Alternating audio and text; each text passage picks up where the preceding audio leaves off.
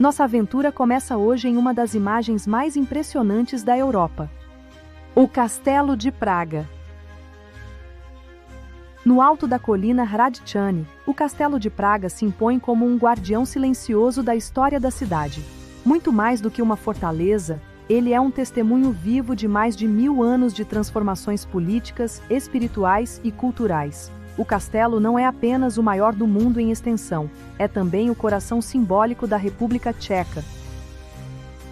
Entre torres góticas, jardins escondidos, pátios que atravessam séculos e salões onde reis e imperadores tomaram decisões que moldaram a Europa, o visitante caminha por uma verdadeira linha do tempo. Este vídeo conduz por cada uma dessas camadas, revelando curiosidades, histórias e detalhes que fazem do Castelo de Praga uma das atrações mais fascinantes do continente. E no final deste passeio histórico, você encontrará dicas práticas de visita, como chegar, quanto tempo reservar, o que está incluso no ingresso e sugestões de onde fazer uma boa pausa para comer. Fique até o fim e aproveite cada etapa dessa jornada. A entrada principal do complexo do castelo se dá pelo primeiro pátio, que é marcado por um imponente portão barroco ladeado por estátuas de gigantes em combate. É o ponto de passagem cerimonial e onde ocorre, em horários marcados, a troca da guarda do castelo, uma tradição militar que hoje serve como símbolo de continuidade e respeito à história. Ao atravessar o portão principal do castelo, o visitante é conduzido ao segundo pátio, um espaço amplo e luminoso, onde o estilo barroco predomina com elegância. O pátio é um importante ponto de transição e recepção, com traçado simétrico, atmosfera cerimonial e construções históricas que se equilibram entre o sagrado e o administrativo. No centro do pátio, uma fonte ornamentada se destaca. Mais do que um simples elemento decorativo, ela carrega o simbolismo da purificação e da renovação espiritual. Entre os edifícios que cercam o pátio, chama a atenção a elegante Capela da Santa Cruz, com sua fachada neoclássica clara. Originalmente construída no século XVIII, a capela servia como espaço devocional dentro do complexo. Ao fundo, as torres góticas da Catedral de São Vito despontam discretamente por trás das construções barrocas, criando um contraste poderoso entre estilos e épocas.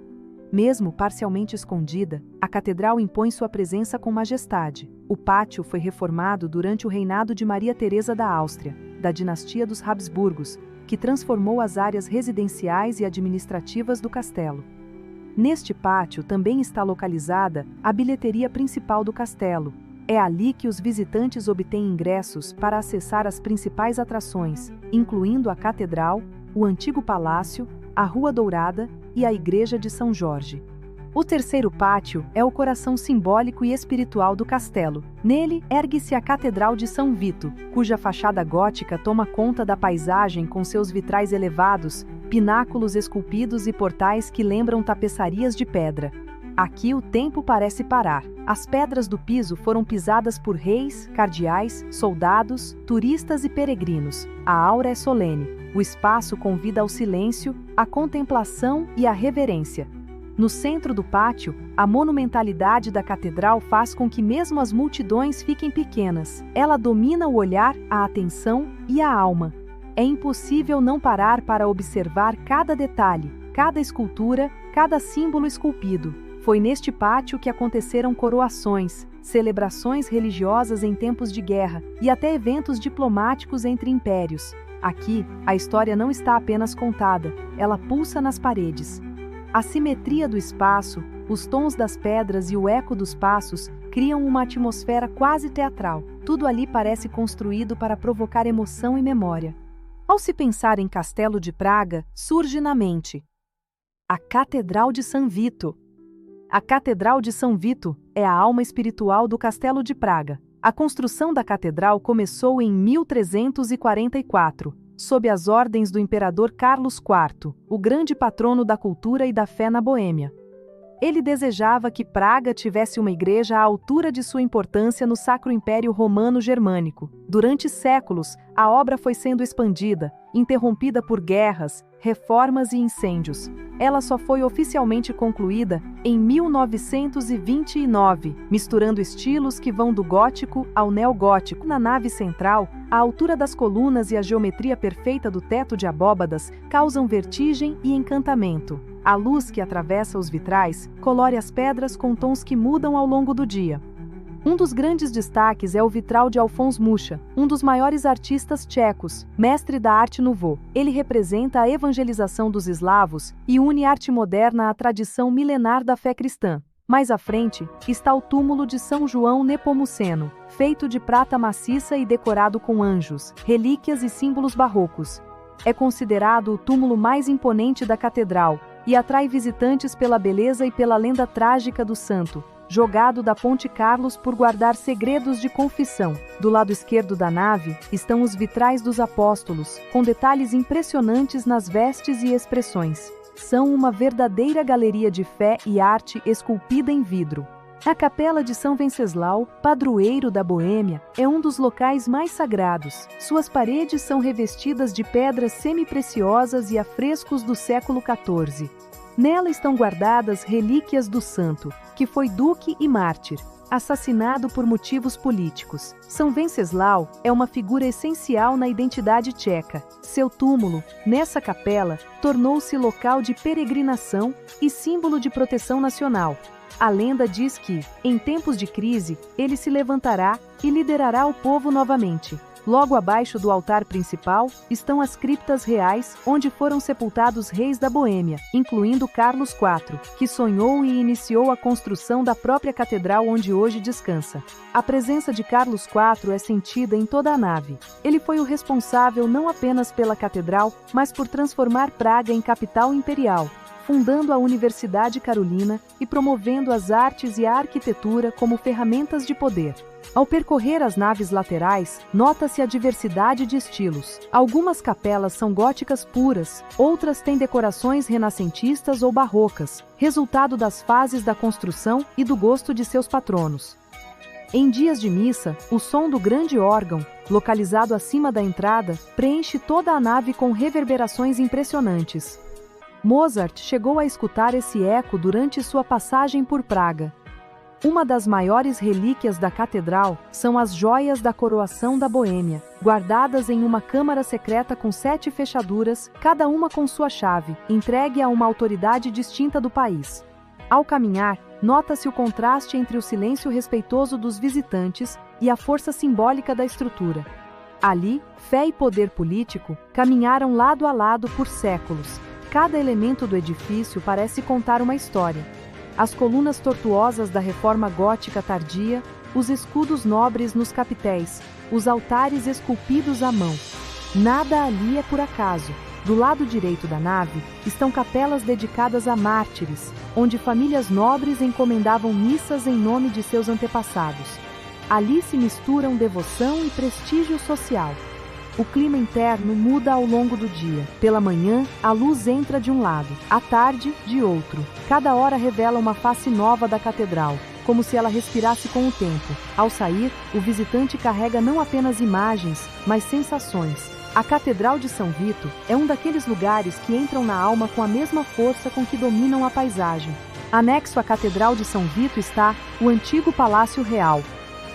Muito antes da catedral erguer suas torres góticas, este era o verdadeiro coração administrativo e residencial do poder na Boêmia. O ponto alto da visita é o monumental Salão Vladislav, uma maravilha da engenharia gótica tardia. Construído no século XV, seu teto em abóbada de pedra é sustentado sem colunas centrais, algo raríssimo para a época. Ali ocorriam torneios de cavaleiros, banquetes e coroações. Hoje, esse mesmo espaço é utilizado para a posse dos presidentes da República Tcheca. Um dos episódios mais dramáticos da história da Boêmia ocorreu em uma das janelas laterais do palácio, a Segunda Defenestração de Praga, em 1618, quando 2 representantes católicos do imperador foram atirados pela janela por nobres protestantes. O evento marcou o início da Guerra dos 30 Anos, um dos conflitos mais devastadores da Europa. Ao caminhar pelos salões, percebe-se que cada canto ainda carrega as marcas desses séculos de poder e revolução. As paredes espessas, as inscrições, as tapeçarias, tudo remete a um tempo em que a política era feita entre coroas, lanças e tratados manuscritos. A poucos passos da Catedral de São Vito, surge a Igreja de São Jorge. Sua fachada barroca em tons avermelhados, destoando das torres góticas que dominam o horizonte. Apesar da aparência mais recente, seu interior revela que esta é a construção sacra mais antiga do complexo do Castelo de Praga, fundada no ano 920 pelo duque Władysław I. A basílica foi ampliada e reconstruída diversas vezes, especialmente após um incêndio em 1142. Ainda assim, seu interior preserva o estilo românico original, com paredes austeras, arcos semicirculares e colunas robustas que evocam os primórdios da fé cristã na região da Boêmia. Ao entrar, nota-se um contraste marcante. O exterior barroco dá lugar a um interior sóbrio e quase monástico. As paredes em pedra crua e os tetos baixos criam uma atmosfera de recolhimento. No subsolo, repousa Santa Ludmila, avó de São Venceslau. Escavações no local revelaram tumbas medievais, objetos litúrgicos e fundações antigas, hoje expostos em vitrines. Essa parte da Basílica de São Jorge impressiona pela combinação entre a austeridade românica e os afrescos que cobrem as abóbadas, revelando cenas bíblicas e figuras de santos. O contraste entre os traços medievais das paredes de pedra e as cores vibrantes das pinturas cria uma atmosfera mística e contemplativa, enquanto o cercado de ferro forjado delimita um espaço sagrado, possivelmente um altar ou capela funerária. Na lateral, se aproximando da saída da visitação, uma urna de mármore guarda relíquias envoltas em mistério, com símbolos de morte e eternidade, lembrando que entre arte e devoção, repousam histórias que resistem ao tempo. Após sair da Igreja de São Jorge, o percurso segue por vielas internas até alcançar um dos locais mais fotogênicos e simbólicos do Castelo de Praga. A Rua Dourada.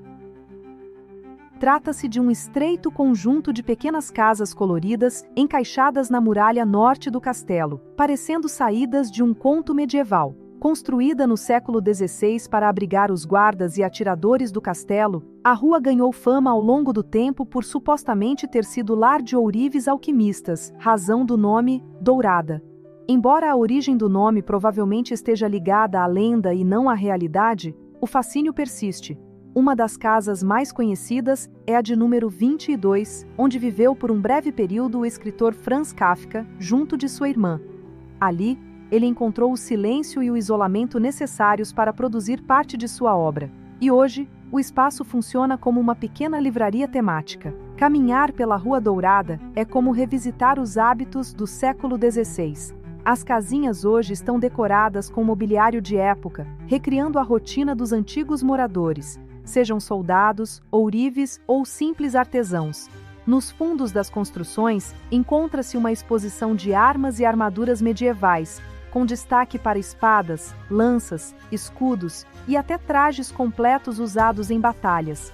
A cenografia é envolvente, fazendo o visitante se sentir dentro de uma antiga armaria real. Um andar abaixo, acessado por escadas de pedra, estão as salas de tortura, frias e sombrias, que expõem instrumentos usados em períodos de repressão. Essa transição entre o lúdico da Rua Dourada e o macabro das prisões subterrâneas revela a dualidade presente em todo o castelo. No final da Rua Dourada, encontra-se a antiga Torre Daliborka, uma construção robusta e escura que serviu como prisão desde o século XV. O nome faz referência a Dalibor de Kozheged, um nobre preso ali em 1498 por abrigar camponeses rebeldes. Dicas do viajante. Se você está indo a Praga, fica ligado nessas dicas. O acesso ao Castelo de Praga pode ser feito por diferentes rotas, mas uma das mais bonitas e tradicionais é pela escadaria da Rua Nerudova, no bairro de Malá Strana. Prepare-se para uma subida íngreme, mas recompensada por vistas deslumbrantes da cidade. Outra opção é pegar o bonde número 22 até a parada Praisky Hrad, que já deixa o visitante no alto da colina, facilitando o acesso. O ticket básico, Circuito B, cobre as principais atrações, a Catedral de São Vito, o Old Royal Palace, a Basílica de São Jorge e a Rua Dourada. Para a maioria dos visitantes, esse circuito já oferece uma experiência rica e completa. Há também opções de bilhetes combinados e visitas guiadas, que podem ser adquiridas online ou na entrada principal. A visita completa ao castelo pode levar de 3 a 5 horas, dependendo do ritmo e do interesse de cada um. O ideal é reservar pelo menos meia jornada para explorar o local com calma, incluindo pausas para fotografar, contemplar e apreciar cada detalhe sem pressa. Dentro do complexo, há algumas lojinhas de souvenirs. Para comer, o ideal é sair do castelo e aproveitar um dos restaurantes tradicionais em Malá Strana e seus pratos típicos como svitkova, carne com molho cremoso, joelho de porco e a famosa cerveja tcheca. Mas para um lanche rápido, café ou até mesmo uma cerveja, há algumas opções entre as atrações e dentro da Rua Dourada. Há tanto banheiros pagos como disponíveis mediante consumo nos cafés. O ideal é levar moedas em coroas tcheca para pagá-los, pois a cotação do euro não é vantajosa. Por fim, vale lembrar que o Castelo de Praga não é apenas uma atração turística, é um mergulho na identidade nacional tcheca. Ao andar por suas construções milenares, é impossível não se sentir parte de algo maior. Uma narrativa que começou no século IX e continua a se desenrolar diante de nossos olhos. Os fascínios de Praga não acabam por aqui. E se você quer saber mais da história dessa cidade encantadora, curte, compartilha e se inscreve no canal. Vem viajar com a gente!